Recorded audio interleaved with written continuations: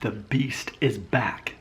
The Top Gun Maverick of hair loss is in your face, breaking the fourth wall without question, pure confidence. Here's what we have to talk about right now. So I went for a run, ran my 2 miles after work, got home, took a shower, but didn't blow dry my hair and didn't put product in my hair. So the way you see it is just when I was washing it, I guess, as I'm washing it, I still kind of keep the part going, So here's the observation. Now, the way my hairline is compared to, I would say, even a couple of years ago. Now, you could go back to my videos a couple of years ago and maybe not notice much difference in the hairline. But I can tell you that it didn't used to be this way, as far as if my hair was this length, say 2.5 inches long, that without product in it, it gets scratchy. It like scratches my scalp in here where the hair used to be filled in more. So like, as it's just kind of this sloppy part, it just falls and then scratches right there. And like, I've even seen redness on my scalp, more so on this side, where it just gets scratchy. And so I'm in a situation where basically I'm dependent on hair product to keep it in place, but still kind of give it that messy look without making it look like I have, a serious like hairstyle that I have to keep maintained a certain way with the part. Like, what I'm specifically saying is, imagine me again with having the modern college cut with the disconnected part where it has to be like combed and hair product in place. See, I like, and plus I have the Jeep Wrangler, so I like being able to just have a vague, messy kind of look and it'd be fine. But it does require some hair product. I'm telling you, it didn't used to be that way. My hairline used to be in a way that it basically would stay in place. I mean, maybe a couple times throughout the day I'd have to do like that if I looked in the mirror when I went in the bathroom or something like that. But now I can't do that because it scratches my forehead. And I know that we could say, well, yeah, you could move the part further up. I know, but that's my whole point. My point is my hairline has changed a little bit each year to year, and now it's at a point where I am depending on using some kind of product to keep it that way. Now, there's two main options I have, and that is to get the product and go back and kind of up, which exposes the hairline more, and I'm fine with. But ultimately, here lately, I've been just kind of experimenting with this more messy, vague look where it still kind of downplays everything, but still also just falls under the radar. No one's paying attention to my hair in real life. And I feel that's a takeaway of a lot of my videos, is that even if you don't have some perceived perfect hairline, ultimately you can be in a situation where as long as you know which things you can get away with, then it's fine. And no one's really ever going to notice it as long as you don't bring it up. And by the way, don't bring it up, because the moment you bring up your own changing hairline or hair loss, then it makes you look insecure. Now, granted, if someone else brings it up first, and then you kind of laugh about it and make a deal about it and completely own it, that's one thing. But you would never want to say, yeah, my hairline's going back. Oh, man. Well, oh, well. Because that makes you look insecure. There's a difference between owning it and then just bringing it up. Because the moment you start bringing perceived imperfections, as a man, you lose man points. People do not respect you because you seem insecure about it. Of course, the opposite of that is, if it is brought up and you completely own it, make a joke about it, you end up instantly winning. So you take someone else bringing it up and making it a joke and owning it, you win.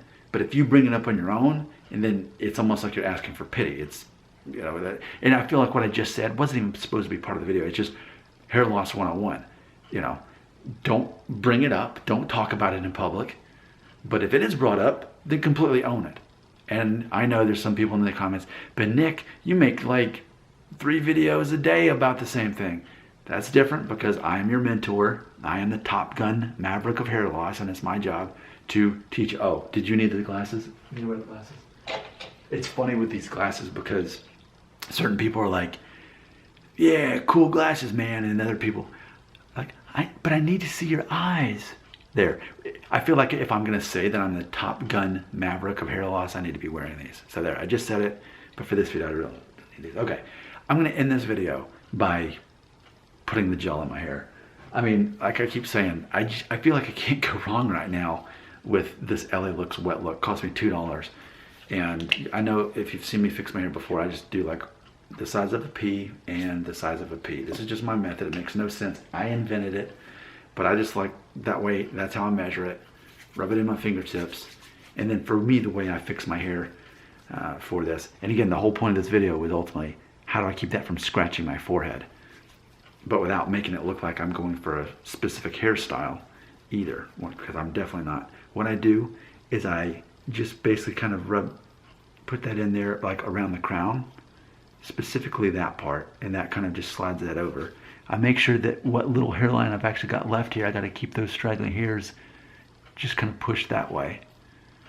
And then I do just kind of a volume like that. So it kind of like makes my hair look a little bit messy on purpose, but completely vague. So it's not like this isn't a comb over, because I'm not combing it over, say, a bald spot. Yes, it is thinner on top than it is in the sides and the back, but it's not what we call a comb over. It's just kind of a vague, messy hairstyle that's just pushed over like that.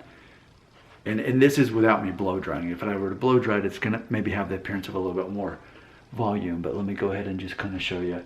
And I mean, if you saw the recent video I did too, where after I was driving all day with the top off on the Jeep, it stayed in place. And what was funny is, just with this, so I think there's a lot of value in not having whatever trendy haircut it is, you know, because I still feel like we're in an age where shaving the sides off, having the disconnected part is still kind of a thing. Like that's still kind of a trend, which I did it during when it first started, you know, becoming that big of a deal.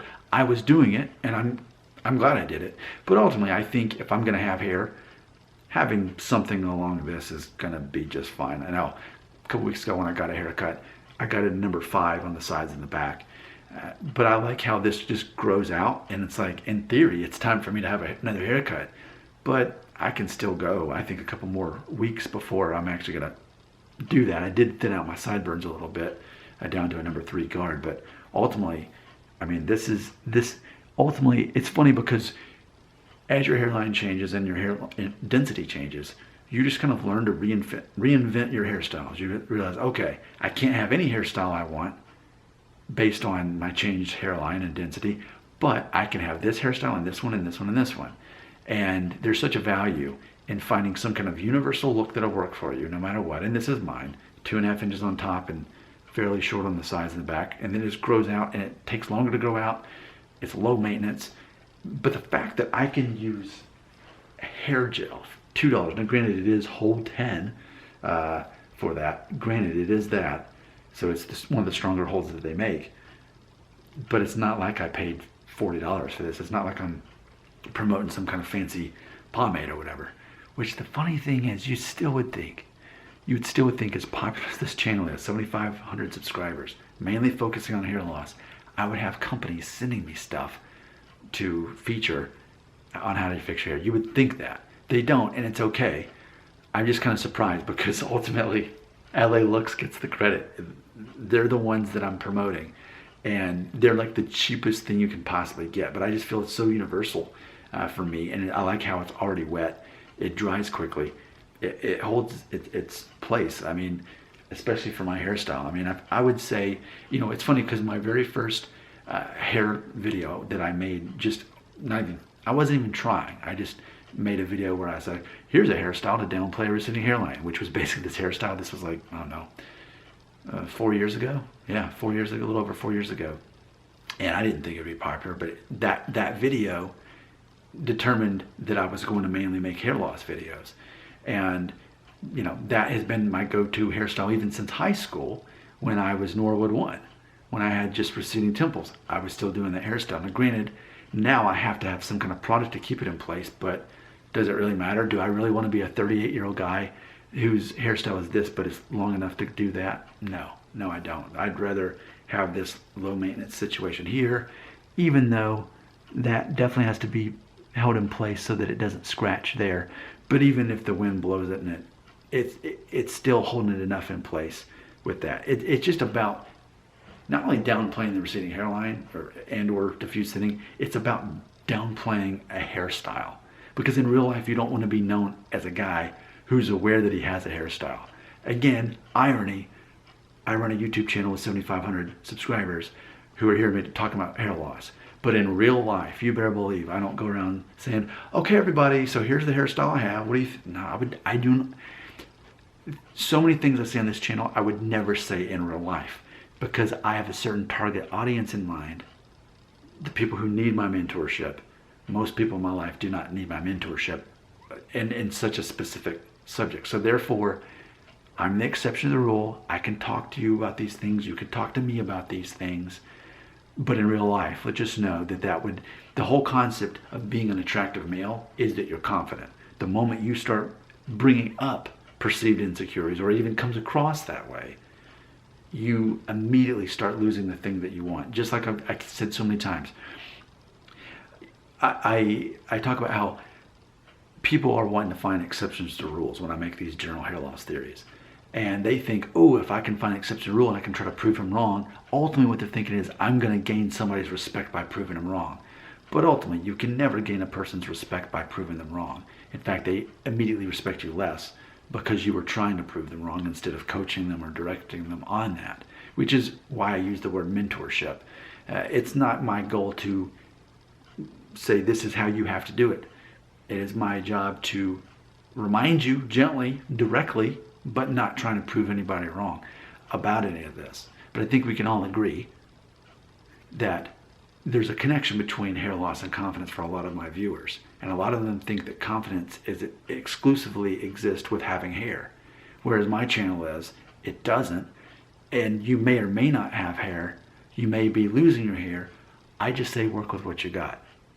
Even if a couple months from now I end up shaving it all off, that doesn't make me a hypocrite for making a video this month saying, while I have hair, before I shave it off, this is my basic hairstyle for a receding hairline. Should that just be the title of this video? That probably should be the title.